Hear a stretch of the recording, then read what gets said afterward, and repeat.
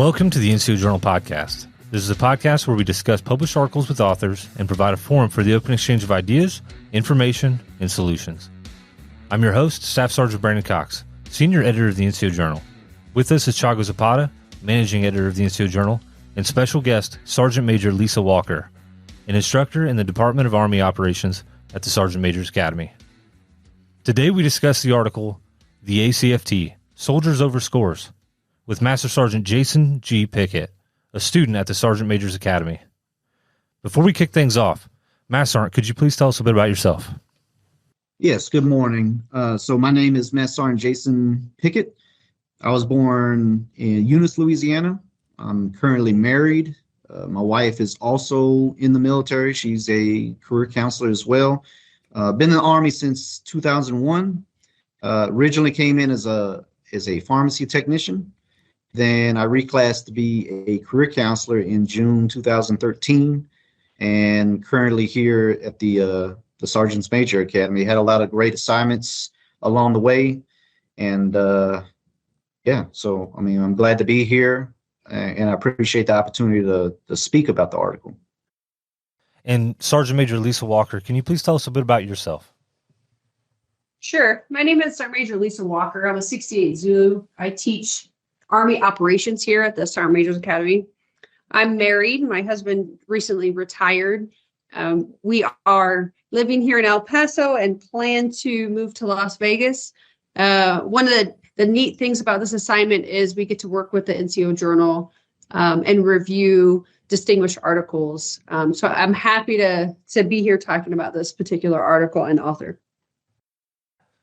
Can you tell us a little bit about what made you start the article and what kind of inspired you to write it? Right. So the article, I really wanted to spark healthy conversation between professionals about a topic. As long as I've been in the military, it's been a particular stigma. The article wasn't meant to, just as a disclaimer, it wasn't meant to discredit the ACFT. It wasn't meant to devalue the importance of physical fitness or the role that it plays. It actually didn't even suggest to eliminate the scoring system at all, right? But it was really meant to highlight the importance of how we select talent within our organizations and placing people in the right positions, and just really looking at the holistic view of the total soldier concept and not just focusing on one criteria when selecting talent. I would personally say that this is a somewhat controversial topic. Maybe not as controversial as some others that we posted in the past. But I think there was quite a few people responding to the article. And did you think it would kind of hit off spark some conversation with some of the people out there? Again, the intent was to bring that type of dialogue to the table. I knew it would have some type of traction. I really was surprised of the amount of traction that it received and how quickly it spread through social media and various other platforms.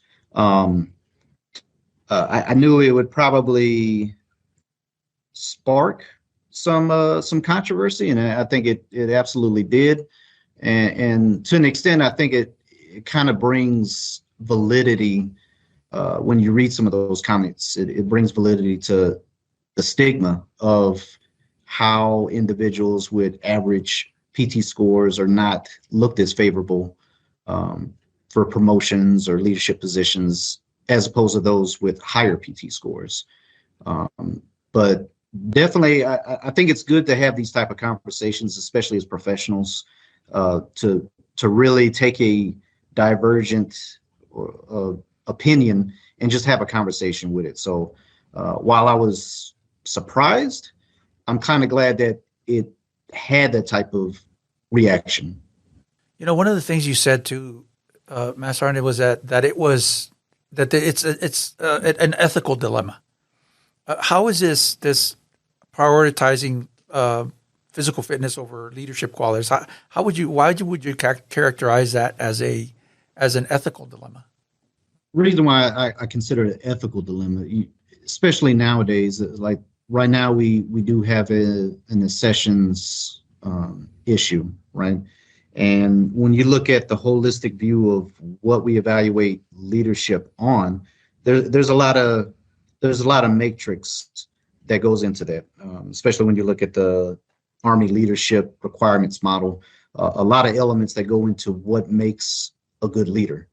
And so part of that ethical dilemma is how physical fitness, just that one criteria, overshadows a lot of the other attributes and competencies, or has the potential to, when you emphasize just that, the physical fitness aspect. Just like character, I believe character is the utmost and foremost thing that drives all the other competencies and attributes. And so when we look at leadership and we look at an individual's effectiveness within the organization, there's a lot more to it than just physical fitness. And so if we solely base a person's ability to lead within their organization simply off of physical fitness, then I think we do a disservice to our own organization of improving it, enhancing it, and moving it forward, especially as we go into the Army 2040 vision. You said character. What do you think are some of the other ones that might be overshadowed because of a focus on physical fitness?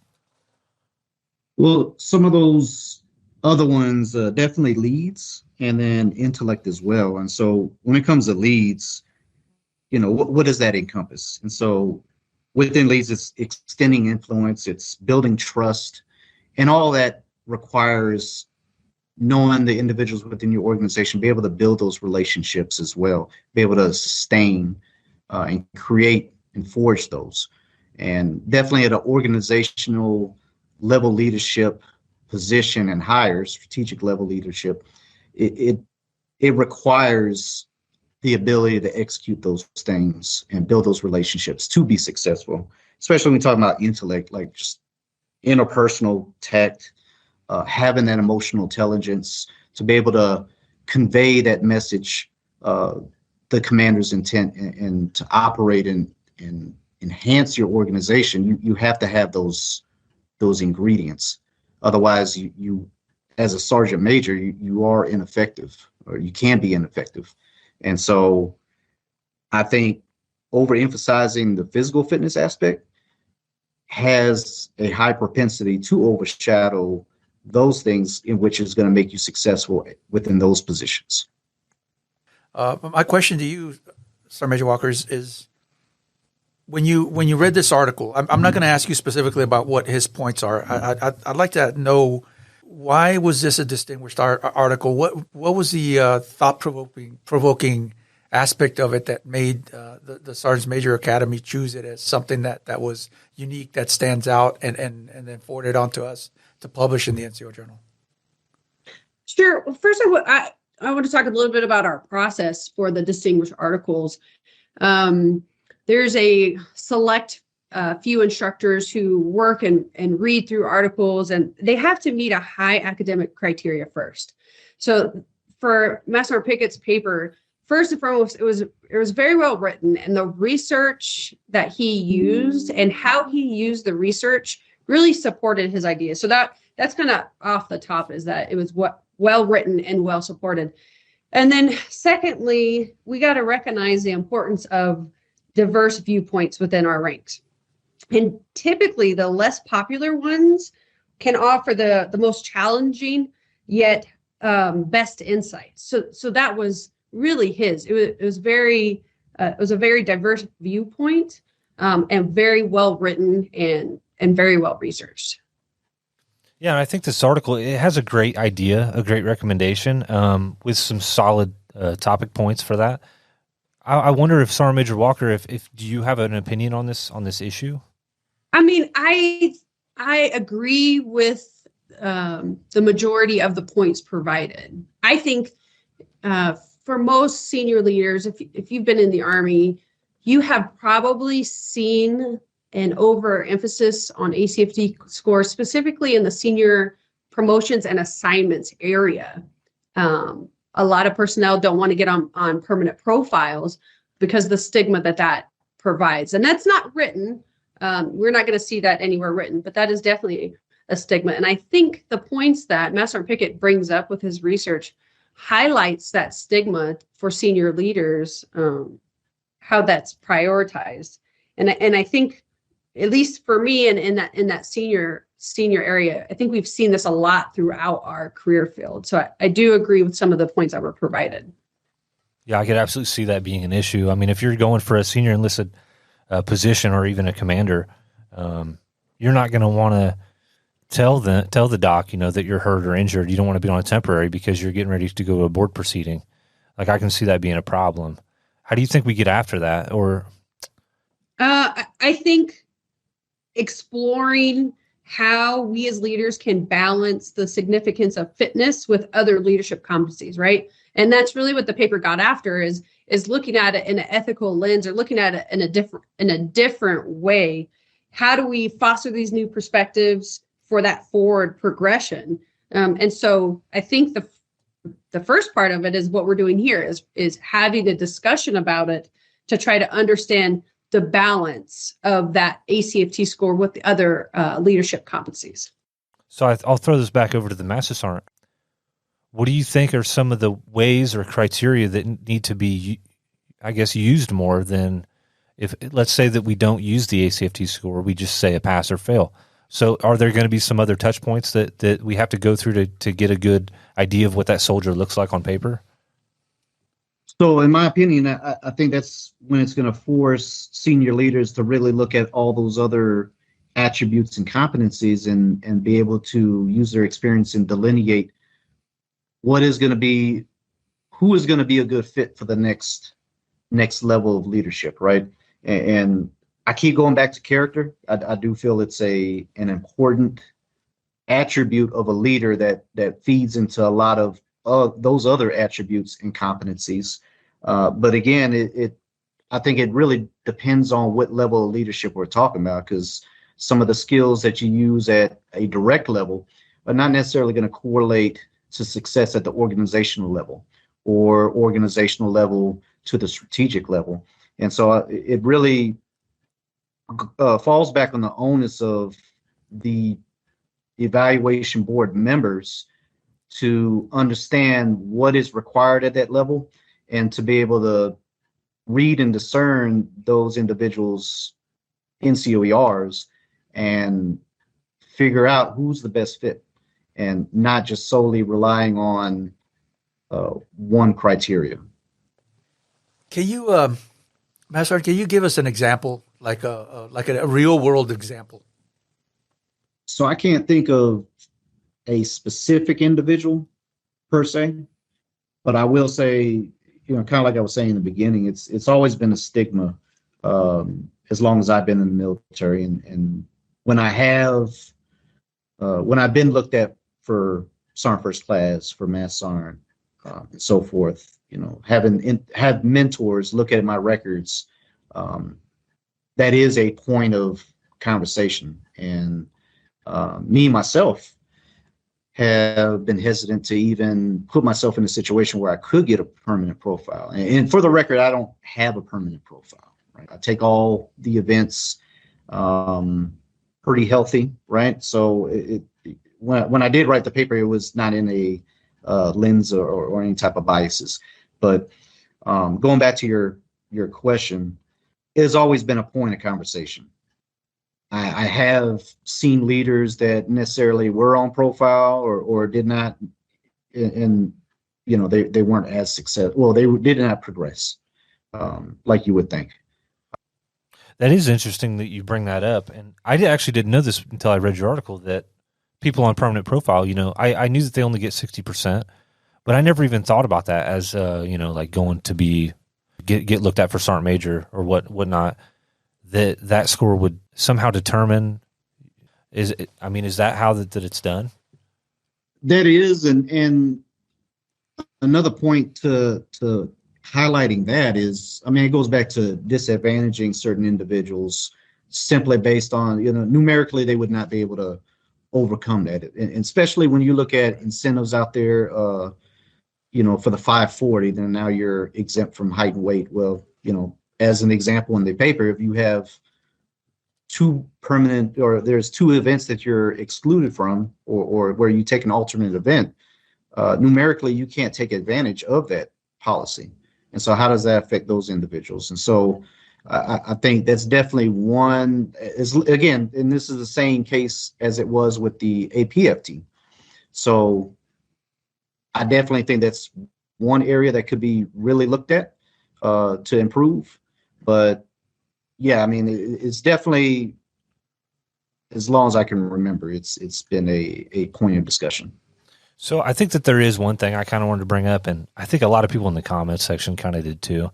And I'll get to a couple of those comments here in a little bit, but I know from a personal standpoint, right? If I see that we're going on a 12-mile ruck march tomorrow, right, and the sergeant major is there, our battalion brigade sergeant major is there, and they're actively participating in, they're going in their way in people's rucks, and they're at every step of it, and then they are in the front, middle of the pack, wherever, just sending off that motivation and showing the soldiers what right looks like in a way, and they're older and they've been doing this a very long time, but they're still out there and they're still getting it. Now that guy may be not, telling about all of his injuries and things that he's got going on, but he's there. And he may not have gotten that position had he not had that 300 on the APFT or 600 on the ACFT.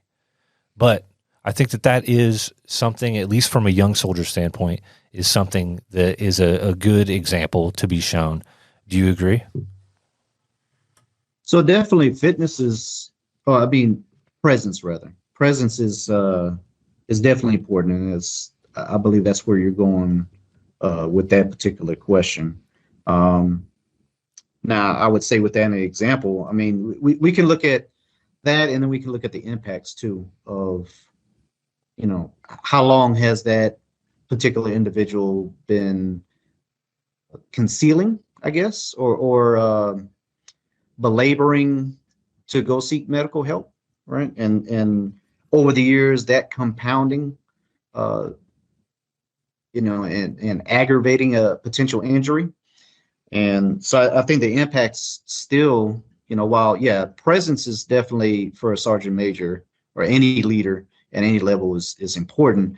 There's more than one way to inject presence within your formations. And that's kind of where I would answer to that. So I think we could take to some of the comments we had on social media this week regarding your very talked about article. We had some agreeing comments.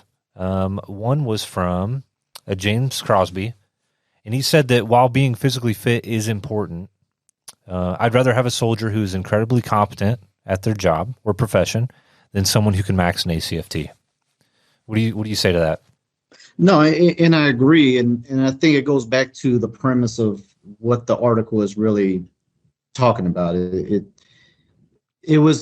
It's not saying that physical fitness or do away with physical fitness or somehow physical fitness is not important. But the argument really in the challenging conversation is at what level of physical fitness is really needed. And I think he points out exactly what the paper is getting after is, how does that affect my organization, or what individual affects the organization in a positive manner, and what attributes and competencies will essentially help advance the organization. I totally agree with you that I think some leadership positions should actually be solely based on, their performance and peer reviews and their leadership performance and all that, as opposed to having a maxed out ACFT, of course. Actually, on the flip side of this, how would you think that this would look for junior enlisted? Do you also propose the same thing for going from specialist to sergeant? I think it's a little bit different when we're talking about the sergeant and staff sergeant versus when we're talking about senior promotions or the centralized promotion process. So kind of like I pointed out in the paper, the total points for a sergeant and staff sergeant, it only amounts to 15%. So, and then by virtue of the semi-centralized board and how that process is, I think is a very objective. Yes, it encourages you to perform well in the ACFT, right? But it doesn't overshadow all the other things that leadership is required, and I think it gives a good basis for what the holistic view is on what makes a soldier. So I don't think necessarily changing that for the sergeant and staff sergeant level would be necessary, as opposed to the centralized promotion system. Master, what is it that you want the NCO Journal's readers to take away from your article? What are your most important points here? What is it that you want to get out there? So the main thing, it's okay to have an opposing view. That's first and foremost, and I would encourage any sergeant on down, any leader, it's okay to have an opposing view. And I think it's important for especially senior leaders to have those type of hard conversations with their soldiers, and to be able to be open enough to hear those type of comments and just have that dialogue in a professional way. And so I think the premise for this, and like I would like everybody to take away, I would hope people would print this off, print the article, or share the link and use it as a development tool, a training. Hey, read the article. Let me know what you think, and then have a discussion about it internally.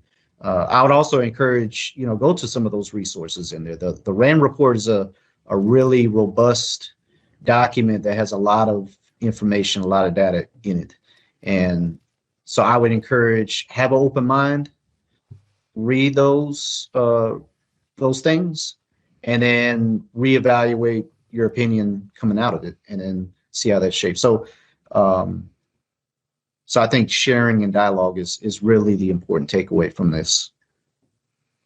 I think you were successful, considering how many responses we had to the article on social media. I think you hit the nail on the head. It got people talking. It definitely got people looking, reading, and there was a few criticisms, I'm sure, but I think that's part of the discussion as well. So I think in that regard, you were very successful. Thanks, sir. Let me switch us over to Sergeant Major. What kind of things were you looking? I know you talked a little bit already about this being a distinguished article, but and that it was well researched, well written, and everything. Was there anything specific that you would give as that was in this article that you would give as advice to other people looking to submit to the NCO Journal? Sergeant Major. Yeah, absolutely. I think first and foremost is this podcast and the traction that this particular article has got should be kind of a beacon to encourage more NCOs to write. So but for Master Pickett specifically, it's that he chose something that was going to be controversial. And so when I read the article, reading it, I kind of joked with him when he told me, what he was thinking about writing, because it is something that is such an opposing view from the norm. And I think that's what stuck out, is the opposing view from the norm, but not just an opinion, but it being backed by such good research. Really, that's what stood out. And I think this process of being on the podcast and having the social media comments, I think that's what it highlights, is that opposing views and different opinions are okay, and that's what's going to move us forward. That's what's going to progress our Army. So that's really what stuck out. Let's move it over to you, Master Sergeant. What about what was the biggest challenge when it came to writing this article? What challenges did you face? So I believe the biggest challenges for writing this paper is doing the due diligence of the research, and then ensuring that there was no type of biases put in there. I try to be as objective within the writing as possible, because it's such a, like Sergeant Major stated earlier, there's nothing in writing that's going to say, hey, having a permanent profile is going to hinder your progression, right? However, you can see certain trends, you can see certain things, and you can tie that back to that stigma. And so really the biggest challenge, like I said, was the research, making sure that I was as thorough and not cherry picking, so to speak, of certain things, and just kind of taking myself out of the situation just to see if there was validity within that. And as I did more research, as I got more sources and read those, and I started to see there was a definite common thread in there, and it kind of validated what my initial thesis was about. And so those were my two biggest challenges right there. Thank you, Master Sergeant Pickett and Sergeant Major Walker, for joining us. And thank you to our audience. Remember to put your knowledge to the page, submit articles, and get published with the NCO Journal. Don't forget to check out our webpage and follow us on social media. Catch you next time on the NCO Journal Podcast.